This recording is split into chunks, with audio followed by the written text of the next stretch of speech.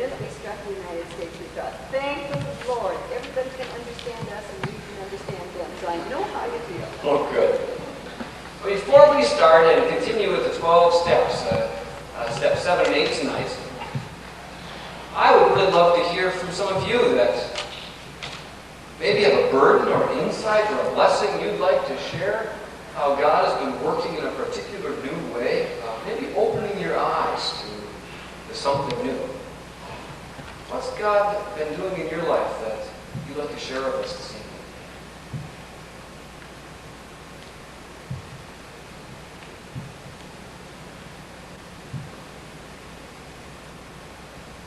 Oh yeah, I can wait.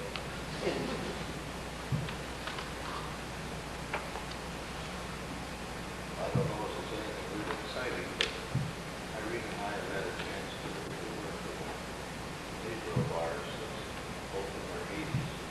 She's been in the hospital with a heart condition and has gotten home. We've been trying to get over there every day to do something to help. But you don't know how much good you're doing, but I told him the other night when I went over, I said, I guess you're kind of getting tired of seeing me. He says, oh no, come. Well, I guess it's worthwhile. It sure makes you feel better when you're doing something for somebody else. You just kind of dropped them in your laps, and you got there.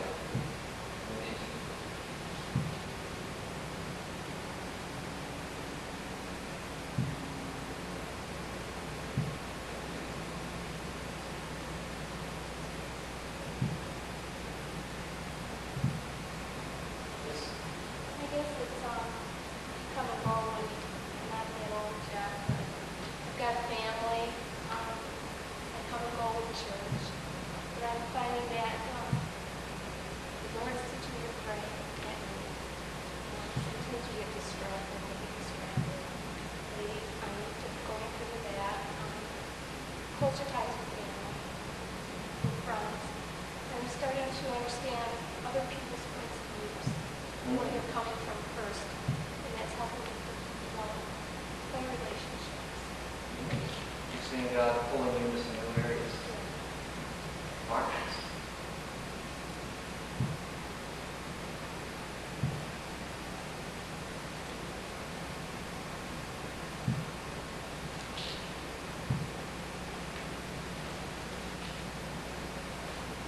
Well, I'm going to ask some questions.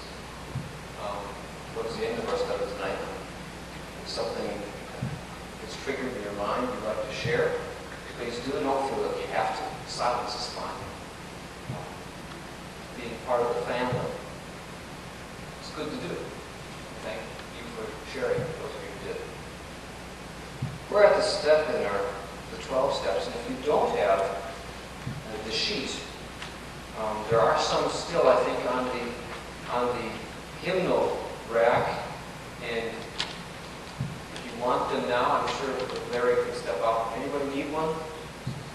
Otherwise, they're there. We're at step 7 and 8. Now, let's recall where we've come from. This whole process of recovery, we've been trying to bridge it with what Alcoholics Anonymous does with the 12 steps of the Christian life and Christian discipleship. And we found amazing parallels throughout. That these 12 steps, these 6 steps we've taken so far, are by no means foreign to us in the Christian life. There's a connection with each step along the way. Admitting we were powerless, maybe not necessarily over alcohol, but admitting our own powerlessness and realizing that we cannot save ourselves, that we are in need of someone outside of ourselves to come to our rescue. Number 2, coming to believe in a power greater than ourselves to restore us to sanity. To believe there is some power beyond us. We are not autonomous.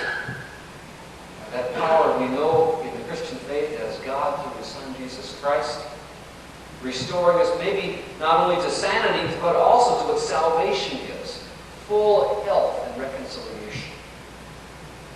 We made the decision, point number 3, to turn our will and our lives over to the care of God.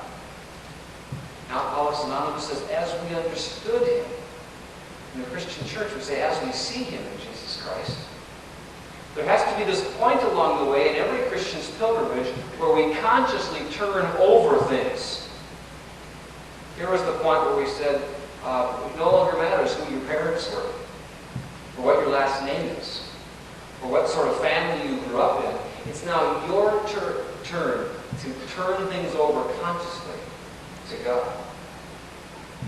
Number 4 is we have made a searching and fearless moral inventory of ourselves. We've stopped blaming. We've stopped making excuses. And the operative word of AA is we've stopped denying, putting things off and avoiding it.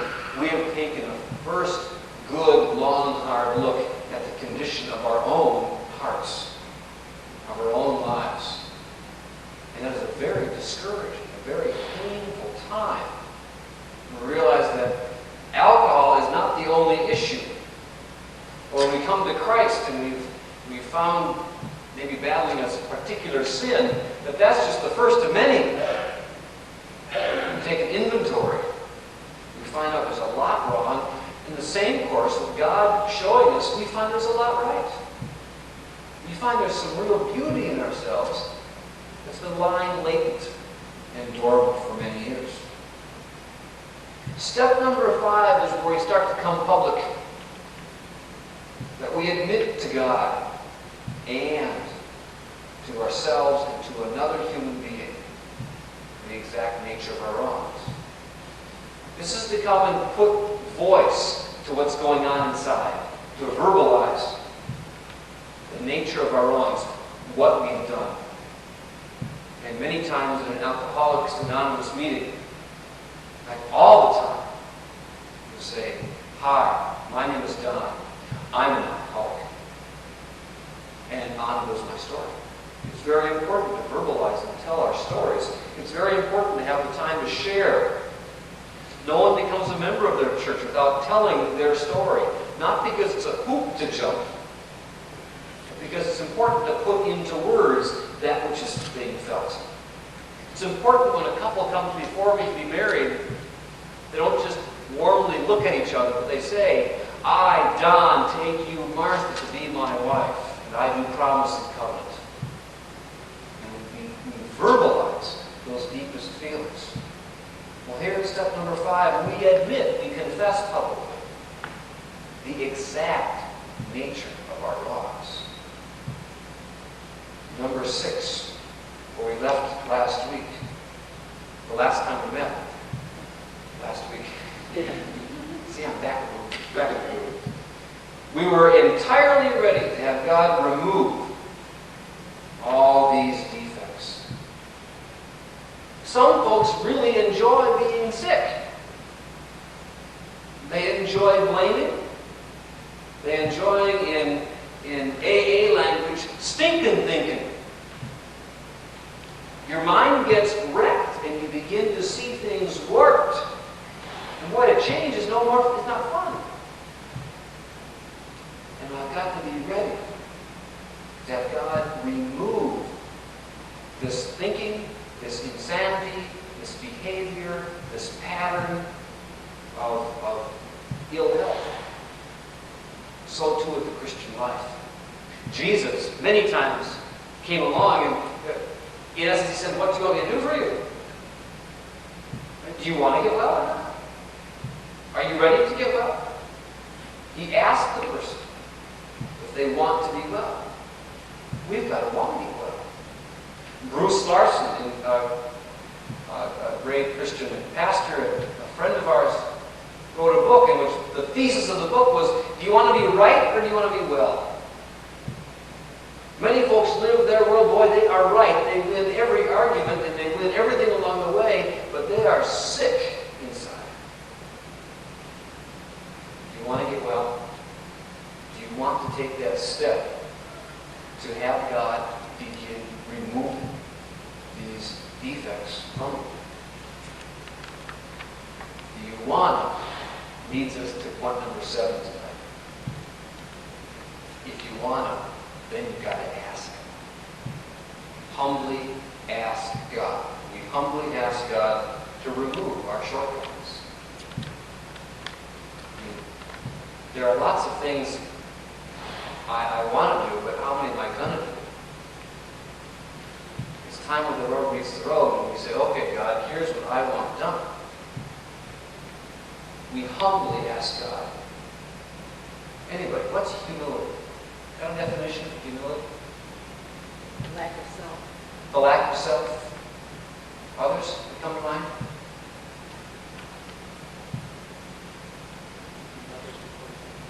Thinking of others, other-centered as opposed to self-centered? Others? Embarrassment. There's a sense of shame sometimes, humility, being humbled or humiliated. Anybody else? This is participatory tonight.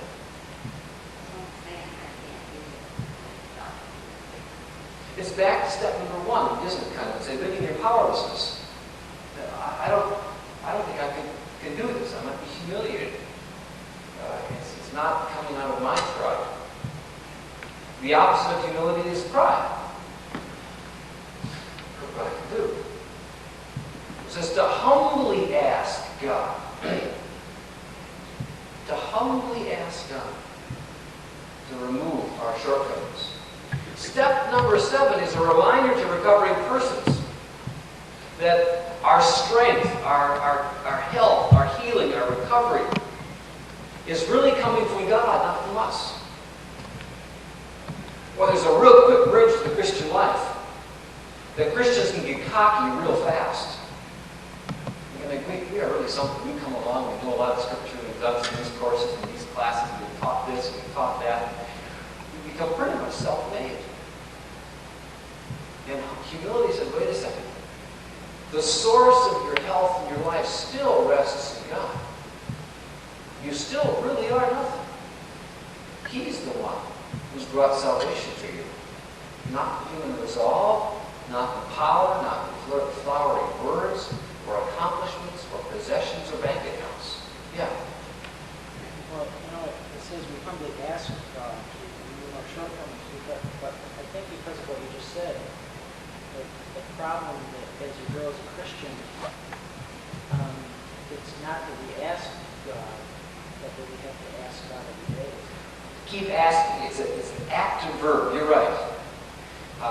And that's where I think AA is really marking a point, a new point of departure. I have already asked, and they will reinforce in their literature, saying, you've got to keep asking. This is the beginning of a lifelong process. That's a good point. It's not taking out your once for all insurance policy. It's done. But to keep asking God, keep removing these defects. And this is starting the journey more towards healing and towards recovery. Step number 7 reminds us that we can't change ourselves. Try as I will, I cannot change myself. A number of you have said, Don, you look just the same. You've been gone for 3 weeks, you look just like the guy who left. I can't do much about that. God can, but I can't. And deep inside I can't. I can't change myself. But I can ask God to remove some of these defects. The drive for alcohol is removed usually fairly quickly in the long haul life for the recovering alcoholic. But once that drive is removed, the recovering person discovers, whoa, there's a whole lot of other things going on. There are other defects that need removal. I don't know how many of you have picked rocks from fields. But you know, it's not a one-time job. The rocky fields need to grow rocks. They keep coming up. And you have to keep picking. And that's what this process is. We humbly ask God to keep removing these defects from our character. Now, to go to God once and say, okay, God, remove this defect, that doesn't take a lot of humility. What about the 27th time? That same issue, that same defect. Now we're talking some humility. Because I keep blowing it. And that's a marvelous grace point here. We keep having to humbly ask God to remove these defects of character. Sometimes the first step for the recovering alcoholic after removing the drive for alcohol first defect that has to get removed is this pride. That's what a Christian too. Lord, remove that stubborn streak in me that has to have the last word, that has to be right, that has to look good, that has to, you know what I'm talking about? That's the step here. While steps 1 through 5 so far have focused on the past. If you look at these in verse 6 2, verse 6, 1 through 5 have focused on our past. Number 7 now is talking about present and future. We're getting very present oriented. It's getting hot in the kitchen. It's no longer something I did, it's something I'm doing. No longer somebody I was, but somebody I am. I need God to I need to have God remove some defects of character in me right now that are still alive and cooking around. The source for change is not 12 steps. It's not a series of accomplishments. Step number 7 reinforces the fact that your source for change is always God. God is the source for change. Now, God's all-wise and all-knowing. And He's all-loving, and I've come to Him and gone through all these steps. How come I got to ask Him? Doesn't He know these are problems with me? You'd say, well, all-wise God, He does. So, why do I have to ask Him? Isn't this kind of silly? What would James River answer? Asking is showing that you're ready. Exactly. God works with recovering people at their pace. So things don't get ripped and torn. When you're ready to have this removed, He's ready to remove it. We need to ask. That's the gold light, the green light. For Him to come in and start to deal with these issues. The act of asking opens up a trusting relationship. It's like a communication step between a couple. You know, if I come home expecting Martha to know what my day has been like, we are headed for trouble. Because she has no way of reading my mind. There's no relationship between what's on in my day and her until I ask or say something. And asking God is opening the doorway, opening the way for a relationship of trust. God, I need help with this defect in my life. Will you remove it? Who's dependent on that? I am. What's happened to my pride? It's been kicked out the window. I need your help. This issue has not gone away. I need you to remove it from my life. God is ready to remove them as soon as we are. And that constantly amazes me in the Christian life. How folks mature in the Christian life at different paces. Val was just mentioning earlier how God just started bringing me into active church going and Bible reading and prayer life. And someone else is going to stay in a non-active way for another 2 or 3 years until all of a sudden, for some reason, they blossom and flourish and they're ready. And we can send them mailings, and I can talk to them and do this and that, and that doesn't do any good. Until they're ready to grow. And things open up. Step number 7 is opening the doorway into the presence of God growing in our lives. Now, where is the, yes, Sharon? I'm reading a book right now that kind of summarizes everything you're saying called God Doesn't Want a Performance, He Wants a Relationship. And I personally know that I have performed before what I feel is the Christian life, and there sure is a huge difference between the relationship and just performing. The title of the book is God Doesn't Want a Performance, He Wants a Relationship. That's the big shift there. That's right. We're opening up a relationship of trust that demands humility. As God says, if we're going to have a relationship, I'm in charge. I'm in charge of this relationship. And we've got to pick some rocks. We go through and we clean up the field. The biblical bridge biblical bridges to point number 7. The first one is the familiar verse, Matthew 7:7. Ask and it will be given to you. Seek and you will find. Knock and the door shall be opened. The whole process of Jesus standing at the door and knocking, ask. It's a very consistent theme in the life of the Christian. He wants us to ask.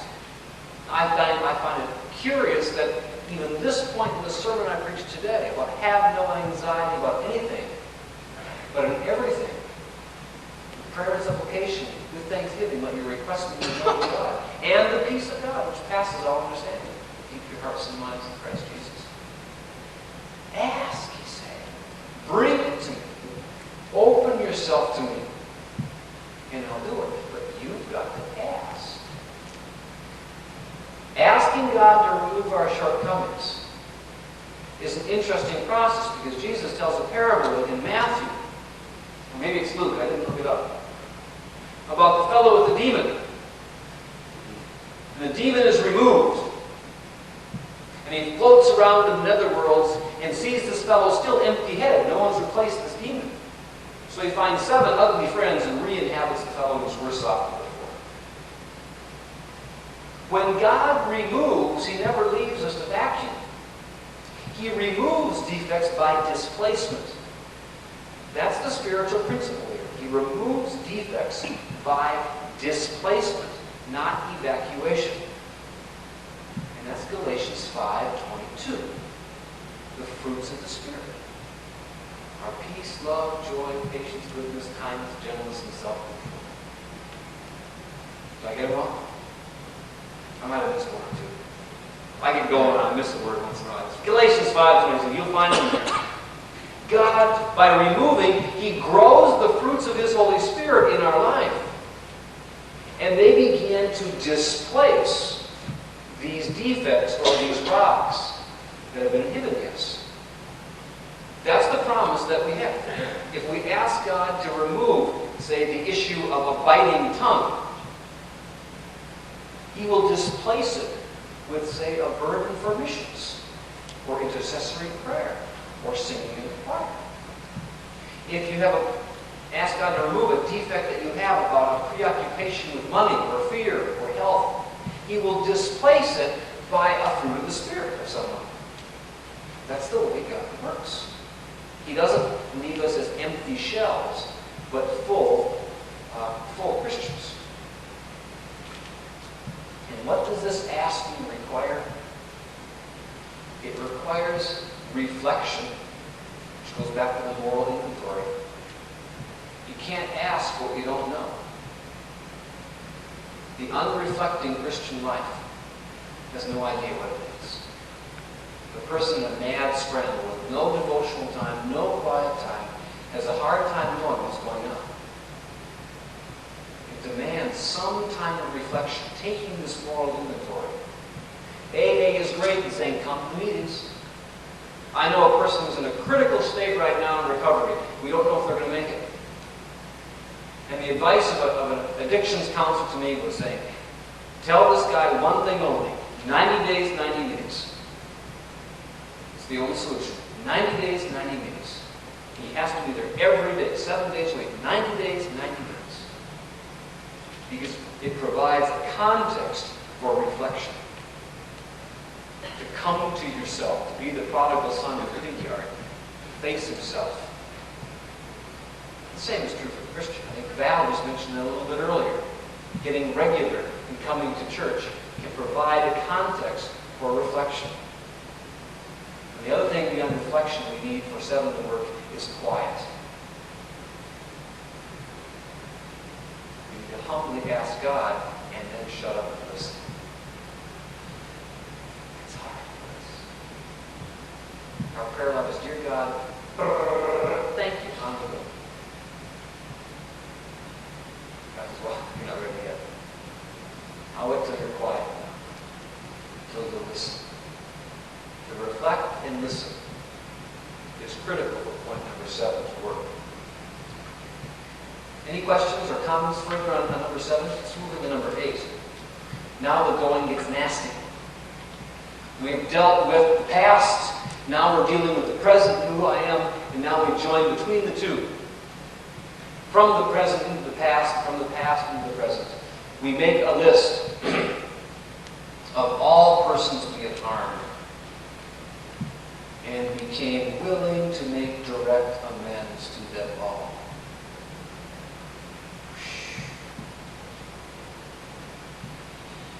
Why don't we leave well enough alone? We're sober, getting productive, we're taking care of our family. Why go back and stir things up? Why open old wounds? Why dwell in the past? Why go back to that sort of stuff? So far in these steps of recovery, God is showing us where we've been at fault. He shows us our defects. He is revealing our interior lives. And that's a very comfortable place for us individualistic Americans to live. So we don't live in a tribal unit. We don't live in extended societies. We live by ourselves, and our whole society encourages it. It's me and God. I can watch Billy Graham on TV, accept Billy Graham, accept Jesus Christ on TV, and nobody ever has to know the difference. And I would say that person still is saved, but there are no lateral connections. And same with recovery, where the person gets sober and gets cleaned up and is getting well. They can say, I've done this by myself at AA, I'm getting straight. But there are no lateral connections. There's usually your family and friends and employers and other people who've been affected for a long time by this dysfunctional behavior. Point number 8 is, let's get this cleaned up. Let's go back and make some amends. This is taking a searching moral inventory, not of myself now, but taking a searching moral inventory of all of my relationships. Looking at all of my relationships, and for the recovering alcoholic, it's looking at how my addictive drinking, how my insane drinking has affected all these. Who have I hurt? Ouch. Who have I hurt? Not who's caused me, but who have I hurt? I recall 2 situations in my life where it had nothing to do with drugs or alcohol, but it had to do with being convicted at the most weird time that I had to get a relationship right. I was in Japan. I was in Japan as a short-term missionary, and all of a sudden, I realized my relationship with my next-door neighbor back home in St. Paul was bad. He was a big Italian guy. And his kids made fun of my brother and sister, and I beat up his son, and he sicked his dog on me, and I shot his dog with a slingshot, and went back and forth for several years. He saw me and spit, and I saw him and spit, and he kept this going. Well, I realized here I was in Japan, serving God as a missionary, and there was this festering relationship back in St. Paul. And there was an absolute dam, a wall put in front of me, and God says, we're going no further till that gets right. That has to get straightened out. And I wrote this letter to him, begging, and it was the hardest letter to write, because I'd start, Dear Al, I'm sorry I was such a bad kid because you were such a jerk. I had to say, I'm sorry. Not because or since or I'm sorry, period. Another one that was even more painful happened in seminary. I recognized in a spiritual formations class when we were doing journaling that growing up as the pastor's kid in the big church of St. Paul, I was nasty. Nastier than your smirks could even imagine. And there was a fat girl named Dorothy. And I was horrid to Dorothy because she was fat. And I chased Dorothy from the church. Whenever we saw her, we made fun of her. And I was positively cruel to Dorothy. And there became this blocking point in seminary where I had to make things right with Dorothy and try to find out if she was married. I called the church in St. Paul. I found her name and sent her a letter. I had to ask forgiveness. Unfortunately, I never heard from Dorothy. I know the letter got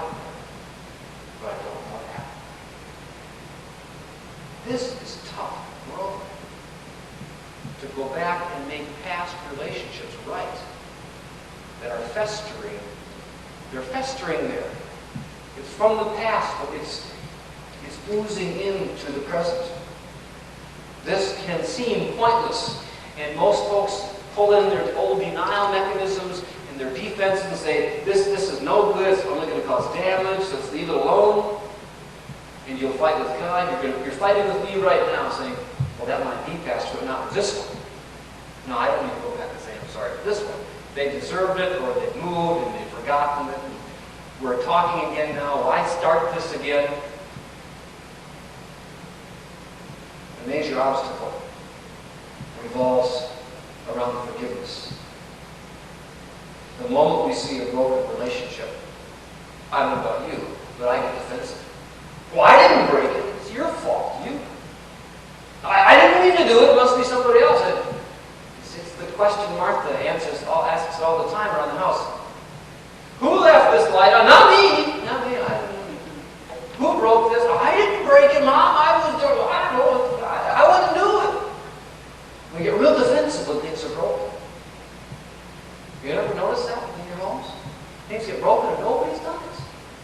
Absolutely nobody's done it. That's why I think most of our wives are going crazy.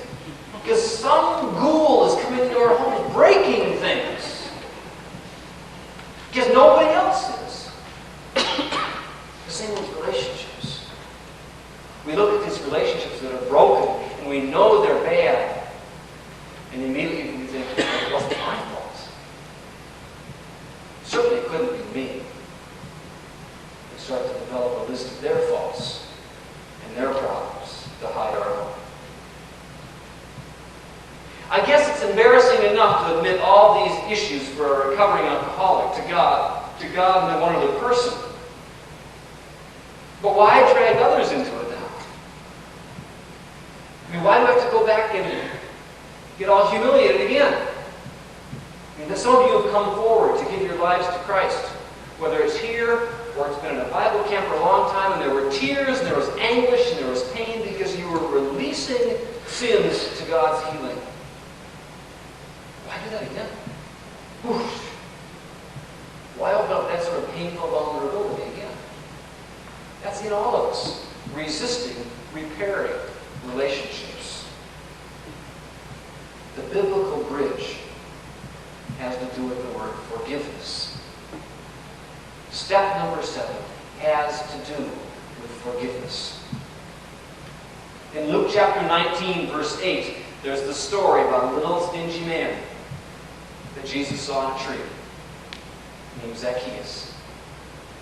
Now Jesus said to him, Zacchaeus, come on down from the tree. You don't have to stand on the tree anymore. I'm coming to your house. We're going to get to know me real closely. In fact, we're going to get intimate. I'm going to invade your world.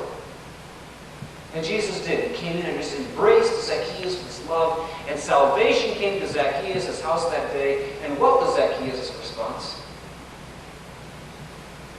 Restitution. When Jesus came into Zacchaeus' world, Zacchaeus had to go out into those other relationships that he had abused for so long. He restored them fourfold. It has to be. When Jesus comes in, his presence becomes intolerable to broken relationships. He wants to create the bridge of healing for the recovering alcoholic and for the growing Christian. He demands that. He expects that. Matthew 5:23 and 24 is probably the verse for step number 8 in AA. It's probably, I don't know what the right word is, the key verse, the theme verse for this step in AA. So if you are offering your gift at the altar, and there remember that your brother has something against you, leave your gift there before the altar and go. Be first reconciled to your brother, and then come with your gift. If in the context of worship you remember, stop your worship and go get reconciled, get healed. What role does remembering take in this? key role. Reflection, quiet, remembrance. Our relationship with God, you see, is interlocked with our relationship with other people. They work one and the same. I cannot have an adequate devotional life and be in major conflict with Martha or the kids or with staff. We have to be open to reconciliation and healing. This is risky. Because the people that I have injured and hurt might not be ready for me. They might see me and tell me to go to the devil. Because I've hurt them too much. Maybe that's what Dorothy did. She was not ready for my letter, and that triggered stuff that was painful in her life. And I might not ever hear from her, or I might hear from her in 10 years. They might not be ready. They might simply refuse. Saying, you can ask all you want, Don Johnson, but you'll not get it from me. Not the way you treated me. That's the risk, isn't it? Go back to pride. It's a risk that I might lose big time. My face might be smashed in the mud. It's a risky venture going back and making things right. Yet the recovering alcoholic and the growing Christian can go to that person because I know, as I said in the sermon this morning from Philippians 4, let all men know your forbearance. Why? Because the Lord is at hand. I know He's at hand and He has forgiven me. I have been forgiven by Him. Now I need your forgiveness. If you choose to withhold it, that does not bar my relationship with Him. That's now your problem. But I have to go and risk that. I recall, again, from my own life, a struggling relationship with a deacon in the church in Lafayette. Deacon, I was faced with a major spiritual crisis. Right